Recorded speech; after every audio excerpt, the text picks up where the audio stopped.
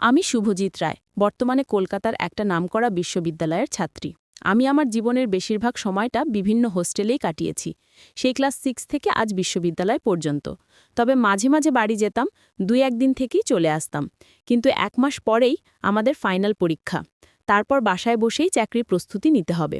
So এই কটা দিন মন দিয়ে পড়াশোনা শুরু করলাম, যাতে ভালো একটা রেজাল্ট করতে পারি। এরপর থেকে খুব মন দিয়ে পড়াশোনা করলাম এবং ফলাফল স্বরূপ আমার পরীক্ষাটাও অনেক ভালো হলো।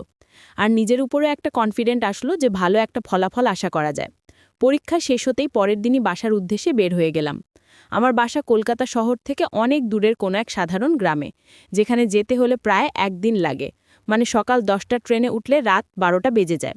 তাই প্ল্যান করে বিকেল 3টের ট্রেনে উঠলাম, যাতে ভোরে ট্রেন থেকে নামতে পারি। তো সেভাবেই ট্রেনে উঠলাম। ট্রেনটা ধীরে ধীরে প্ল্যাটফর্ম ছাড়ল। বিকেল গড়িয়ে সন্ধ্যা নামছে। জানালার বাইরে সূর্যটা লালচে হয়ে গেছে, যেন বিদায়ের আগুনে জ্বলছে আকাশটা।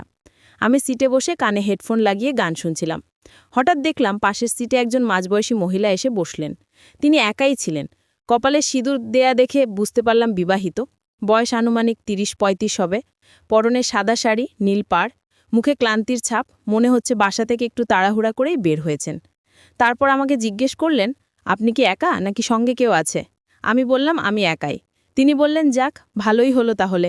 আসলে আমার বেশি মানুষ ভালো লাগে না। এভাবে তার সাথে আমার বেশ কিছুক্ষণ কথা হলো। পরে জানতে পারলাম তার হাজব্যান্ড কলকাতা শহরে চাকরি করে। সে খুব একটা বাড়ি যায় না, মানে গত 3 বছরে কাজের এত প্রেশার যে তিনি একদিনও বাড়ি যাননি। তাই শরীরের চাহিদা মেটাতে তিনি 2-3 মাস পর হাজব্যান্ডের কাছে আসেন। 1 সপ্তাহ কিংবা 2 সপ্তাহ থেকে আবার বাসায় চলে যান, কারণ বাসায় তার একটা 9 বছর বয়সী মেয়ে আছে। তাছাড়া শ্বশুর শাশুড়ি আছে।